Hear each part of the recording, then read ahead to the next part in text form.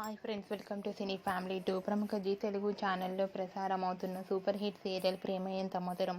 ప్రేమ Entha Madhuram serial ప్రేక్షకులను బాగా ఆకట్టుకుంటూ ముందుకు దూసుకుపోతోంది.